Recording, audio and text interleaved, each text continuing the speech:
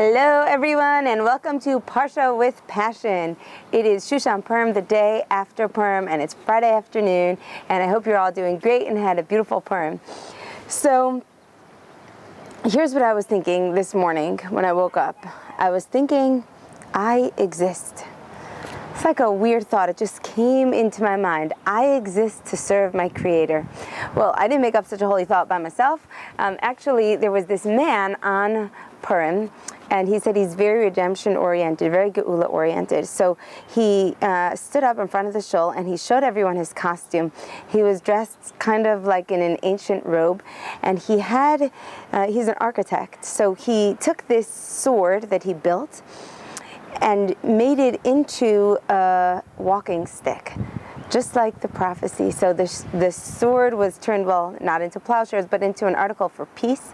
And it had at the top these cylinders that usually you would use for missiles or looking like something that would be used for a weapon. And instead, in each cylinder, he put treats. And on the outside of the cylinders, he wrote these little lines like, I exist to serve my Creator. I exist to serve the klal. I exist, I don't remember all the other ones, all these reasons why we exist. And he said, this is the opposite of ISIS. He took the concept of ISIS and total destruction and changed it to I exist, and I exist for a reason. So something about his sincerity and the power in his message and I think it was really his sincerity, like he put so much time into this, painted it silver, got the cylinders carved and glued and taped and thought and presented, which also was kind of gutsy. You know, everyone was doing all funny things because it's Purim, and they were making Purim skits, and there he was showing his I exist walking stick with this. It was a prayer, you know, it was a tefillah. So I was very moved by it, and it was in my head this morning when I woke up. And it was a good thought to be in my head, because what happens the day after Purim? Rah! It's crazy, right? You're probably hungover. If you didn't drink, you're hungover from sugar. Just like, oh, what a day. And the intensity of the day, you know, staying with that joy and that presence all day long, and that sugar, and just, and the mess and the people in and out. And, you know, then comes the next day, and it's Friday, and we're going to do the next thing. And it's amazing what Hashem has in mind for us, how much He trusts us that we can stay elevated and do such a high experience one after the other, and be so on top of our game that we can do a Purim and a Shabbos. It just boggles my mind what Hashem knows that we can actually pull off. I'm just amazed by that. But we can, and He does let us know that we can do that, so we do. And when all these other thoughts could be crowding my mind, the point of I exist to serve my Creator was a very comforting thought. It was kind of a consciousness that was beyond thought. You know, thought would be, what do I need to do? What's my to-do list? Got to do this and that. And instead it was consciousness. I exist to serve my Creator. It was I woke up from a much deeper place, and that was good, because I felt looming in the background that all kinds of other thoughts could crowd my mind. You know, did I maximize Purim, and how was the day, and did the kids fight, and did I have a good time, and will I be ready, and so many other different things could have been there, and I'm sure they came in later. But in that moment, that was the I exist moment, and it reminded me of this Dvar Torah that I heard from Rebbe Bergman on Purim. He was pretty drunk, and we were visiting our friends, and he just was saying this beautiful Torah that really touched me, that I'll just give you the idea of it from the Chiddushei Harim, talking about how Haman wanted to build the gallows 50 amos high. What does that represent? The 50th level. He wanted to get to the 50th level. Maybe it was the 50th level of evil, of Tumah, the rock bottom place, right? But because he tried to get there, the 50th level, you know, let me just give you a little background in case you're not familiar. The 50th level is the level of beyond. 49 levels are the level of climbing or descending. But the 50th, there's no return. The 50th level of purity, there's also no return from that. You're not of this earth when you're on the 50th level. We actually got the Torah on the 50th level. So the 50th is very, very deep place. And Haman, when he built the gallows, 50 amos, what happened with that action? boom, it created an equal and opposite reaction where the Jewish people were able to reach our 50th level. And what's the 50th level of a Jew? The 50th level of a Jew is Ad Lo Yada. That's our mitzvah on Purim. Oh, look who's there in the background. Hi guys, just to let you know you're in the video, in case you don't want to be. So Ad Lo Yada it means until you don't know. That's the mitzvah, is to drink and to be intoxicated until you literally don't know the difference between, blessed is Mordechai and cursed is Haman, or the opposite. It's all oneness to you. It's all the same. It's all being. So Ad Lo Yada can also mean until there's no knowing, until it's not in thought of words, of here's my coherent speech of why I'm a Jew. Here's my coherent speech about what it means to be part of the Jewish people, and my bagels and my lox and my family and my tradition and my Israel, and it's beyond that. It's the place of Pinchali Yid. Always check my mic. The place of Pinchali Yid, the place of really nothing, really just being. That place that even if a Jew is so far away and they're not observant and they're not religious and they don't even relate on a conscious thought level as being a Jew, they still have that essence that twinkles and that sparkles and that cannot be snuffed out, no matter what life sends to them, no matter what they think, no matter what we think. That Pinchali Yid is always the flame that is always going, it's always lit. So Purim, we touch that place. We don't have so many rituals, it's not a yontif where we have many halachos of, well, we do have halachos, but we're still driving our cars around. We're not confined by anything.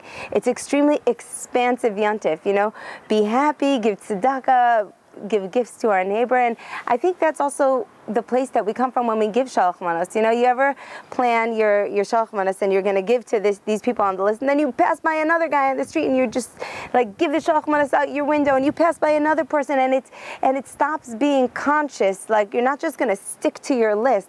Here are the people we will give to, because in this place beyond thought comes the place of connection where we're really all connected. And if you could, you would want to give to every single person. You can't, because that's the world. But if you were in any way possible, you would for sure give to everyone, and that's the place of Ad Lo Yada. Until you don't know who's a friend with a capital F and a friend with a lower F. Like I was talking to my daughter about this morning, knowing how much to invest in a very interesting conversation. But on Purim, there is no capitals or lower cases with the F for friend, because it's from that place of Pinchali Yid, of connecting. So I learned this Torah way at the final hours of Purim, and it was so amazing just to think about, because the point of Pinchali Yid, that point is the point of clarity, of complete clarity about who I am, beyond words, beyond anything. And Esther, when she was in the castle, she had that. She knew who she was. She wasn't allowed to tell anyone who she was, but that didn't detract at all from who she was. She just had it stayed consistent. And Mordechai too. Mordechai had he had that, we were calling it itness. He knew what it was. He had complete clarity about who he was. His Pinchali Yid never wavered. Nothing about him wavered. During the time of the Purim story, he was tremendously unpopular. He was the one who told the Jewish people, don't go to the Suda, but they went. Then he said, oh my goodness, you did the wrong thing, now you have to do tshuva. Do you think they like that? No. Then he wouldn't bow down to Haman. Do you think they like that? No. They said, because you're not bowing down to Haman, that's why this whole story is happening. And they blamed him. But he did not waver. He was clear and connected the whole time. And that's why when I heard the Megillah this year, I read that last paragraph, and it struck me like lightning. Mordechai was the one who wrote the Megillah. And what does he write about himself? That Mordechai was beloved by all his people, and he only sought to seek peace, and that's how he ends the Megillah. He ends the Megillah letting you know that he was very well liked and sought the peace of his people, and that's all he ever wanted. So I don't even have the words to understand why he wrote that, because I haven't asked Mordechai, but to me, it speaks of clarity that he always only wanted the good for the Jewish people. That's all he ever wanted. And he's not saying, hey, look at me, and I'm going to prove myself to you. He did everything that he had to do, including stepping up and saying, I'm glad we can all agree now that, that this was important, and that, I don't even know. I don't even want to give an explanation to it. It's just very poignant that Mordechai at the end of the Megillah writes that he was popular. I'm going to use that word popular. It's a funny word to use in this context. He was received, Okay, so that's where I was after Purim. And I was in this place of, wow, towards the end of Purim, just being in it, Like they say, happiness is not something you find. It's something it's something you are. It's a process. It's the happiness is in the unfolding of life. It's not something you can bottle up and put in a package. So Purim's the same way. It's like you try to set up the day all organized so that the happiness can be there, the simcha could be there, but it's not something that you can grasp onto. You're in it. So I was just being in it. And then came this morning. And this morning, like I said, I started out with I exist. And why did I hold on to that thought? Because so many other thoughts threatened to come in. And I'm sure you're midday Friday, so you know what I mean. And they're not bad thoughts. They're not depressed thoughts. They're just lots of other thoughts. And I was lucky enough to hear Rabbi Jacobson talk about the Trumas Hadashim, which is this week's Parsha. And to me, this was the greatest gift because it was the continuation of post-Purim.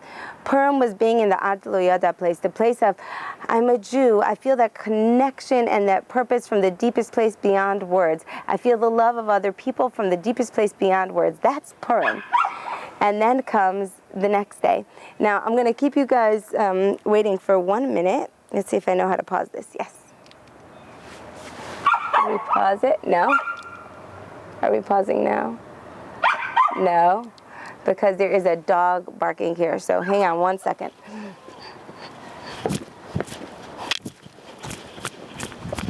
Hey, doggy. Come here. Come here. Come here.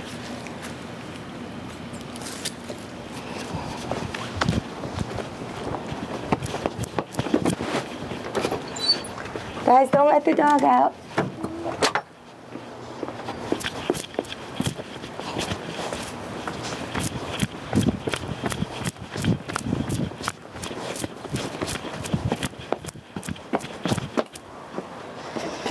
All right, are we back? We are back. Thank you for waiting.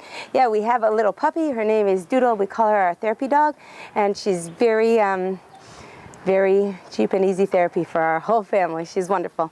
Okay, but she barks in the middle of our conversation here. So, yeah, and it's a weird thing. It was a weird thing in our neighborhood to have a dog, but now that we got one, pretty much everyone got one because it's so good for the children. Okay, so today in this Parsha, we're talking about Trumas Hadashim. And Trumas Hadashim was an avodah that the Kohen did, where he lifted up the pile of ashes right next to the Mizbech. Just catching my breath. So the following Torah is from Y.Y. Jacobson. You might even be able to find it on Torah Anytime. Amazing how he says it. Absolutely amazing. And it struck me as very deep, and especially very deep for women. Because women, we live in cycles. Our bodies live in cycles. We're connected to the moon. Everything about us is cycles. We go up and we go down, and that's what it means to be a woman. And it can be scary sometimes, just all the ups and downs, even so many times in one day. So here's what he says. He says, "What are ashes? Ashes are the signal to you that there was a fire. In order for there to be ashes, there must have been a fire. And what's a fire? A fire is intensity, it's passion, it's warmth, it's possibly destruction, or it's possibly giving heat and nurturing. A fire is so intense, and the more intense the fire, the more ashes there are. So, the ashes represent what the fire was not able to burn up. That which the fire couldn't burn. That which is left over. And it's dark, and it's not, you can't use that fire for the passion. It's left over. And it's black and it's dirty. So what is that fire? That fire is when we get fired up. We have these tremendously spiritual experiences. We walk through a yontif like Purim, or we get just very high. We're able to reach a very high level, or tremendous awareness, or Hashem moves us into another place in life where we're filled with simcha and having accomplishments. And what happens when you have those highs? You get to see the ashes. You see afterwards the parts of you that weren't able to be burnt up, the parts of you that still need fixing. And it's like the hotter, this was a mashal that he gave, the hotter the heat, the more you can see the impurity in silver. When you put silver to heat to purify it, the higher the heat, the more you can see the impurity. And what's our tendency? It is possible for someone to grow, and then within that, they see the ashes, they see what they couldn't burn up, what they couldn't accomplish, to get pulled down by that and to say, look, look at me, I'm so imperfect. But the truth is that those ashes are part of the cycle of life. They're part of what we need to get to the next level. It says that the Kohen actually lifted up the ashes every day. And he didn't lift them up and shake them around and scatter them around. He lifted them up just once right next to the Mizbeach, tenderly, with compassion. The ashes are there for us to use. Some ashes are the ashes of depression. When we let the Satan, which is the same gematria as Deshen, we let the Satan say, look at you. You thought you were doing so great, or you thought you had a beautiful Purim, and now look, you yelled at a child. You thought you had a beautiful Purim, but look, you're getting crabby on Erev Shabbos. You thought it was a beautiful Purim, but maybe it wasn't even. You tried to daven so many times, and look how much you really did, right? Those ashes just want to get you down. They make you want to give up. They make you want to go to sleep. The ashes that we need to nurture are the ashes that say, wow, I had this elevated experience. The fact that there's ashes here shows that I was on that level. Someone who doesn't have, let's say, any regret the day after Purim, that means they weren't in the fire of Purim. Maybe they were oblivious. Maybe not. Maybe they weren't even keeping Purim. They don't know what they're missing. I had that experience, and that's why I have these ashes.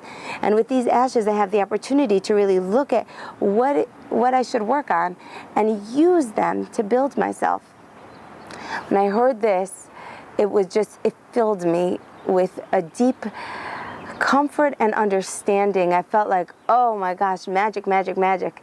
I just went on a weekend called The Woman Within, which it's not a Jewish thing. They're very, very accommodating from Jews, and they made everything so nice for me. I went with 4 other women. There was electric faucets, and they knew it was Shabbos, so they even put pitchers of water there so that we could just wash our hands. And they taped up the lights, and they had someone, my personal schlepper, carrying things for me so I wouldn't have to carry on Shabbos. And they were so, so accommodating. And the point of The Woman Within is to get to know the woman within, and the way that you get to that place is by going deep down into the ashes, into the toughest places, because from there comes light. That's where the growth comes from. That's where the healing is, when you are willing to look at the ashes and lift them up like the Kohen.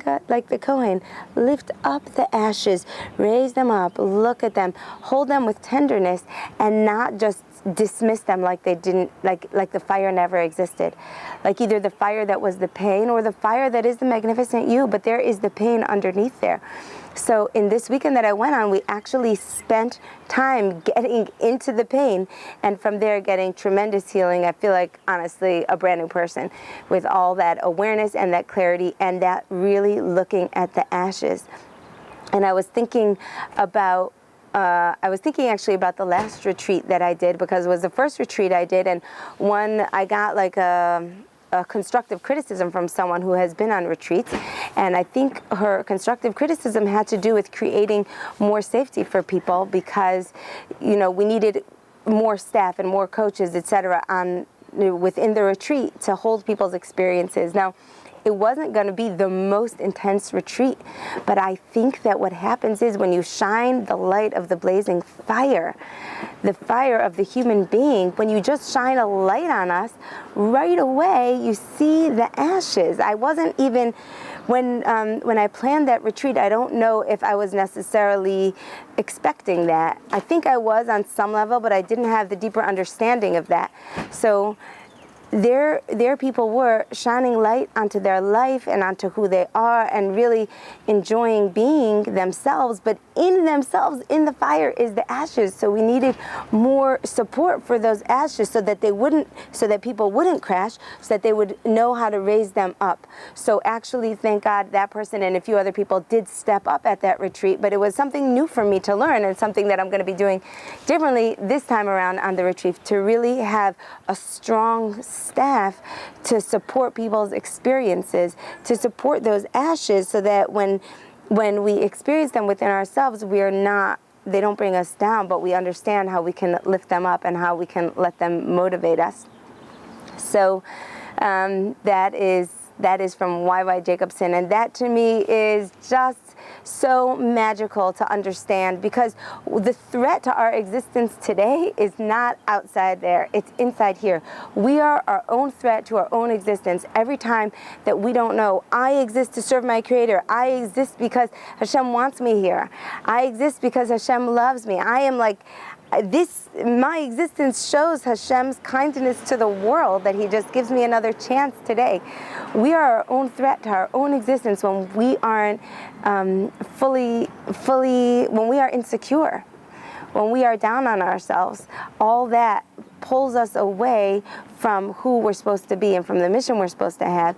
So today, on Erev Shabbos, I want to bless you that if you have any desha, if you have any negative thoughts coming in, you're able to look at them tenderly with love and say, you're there, you know why? Because there was a fire there. I'll tell you something. I am working very, very hard on making a few moves in a relationship or two, and it's hard sometimes. It's very hard to get myself to make those moves. It takes a lot of strength, and sometimes I get down on myself that why is this so hard? You know, it could be a little thing to someone else, and here I am, and I'm like, I have to push myself so hard. And I think this Torah reminded me, you know why? Because I've come so far, because I'm such a different person, because I have pushed myself 1,000 times, and because I've overcome 1,000 things. That's why now I have this little piece to overcome. That's why I'm seeing the desha, I'm seeing the dust, because I've had the awarenesses. If not, I would be a decade and a half ago just functioning from that place, and this wouldn't even be on the table. The fact that I'm working on this shows how far I've come. And that's a tremendous chizuk to me, and that's what I think we need to be aware of both our fire and our accomplishments and the places that we need to work on, but not to let them get us down, to let them give us encouragement to work on some more, and every day to lift up those pieces and to raise them up. That visual of raise up your dashan is so powerful. So I have over here, I brought out here this tefillah, and I don't know if you have it, but if you don't, it's worth finding. It's called the Tefillah Le'erev Shabbos Kodesh Lihiyos B'Simcha. And I love it so much. And you might say this, if you do, comment below. I want to know, like, if anyone has a copy that they could put below for other people. That would be amazing. If you ever heard of this, I would, or if you know where it's from. It says over here that it's from the Sefer Lekutei Tfilos. And it's a tefillah that I say every Erev Shabbos when I make challah, together with a different tefillah. And it says, Hashem, please help me in your great mercy and give me and help me to merit to receive Shabbos with joy and tremendous happiness, with like a glorious singing and all different expressions of happiness that are beyond. It's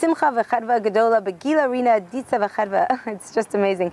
And you should guard me and save me, that I shouldn't have any depression come upon me or any waves of sadness, and I shouldn't have any sighing or worries on Shabbos. I should just merit that I should be happy with my full strength on Shabbos, with my heart and with my soul, with a joy that there's no beginning and no end to.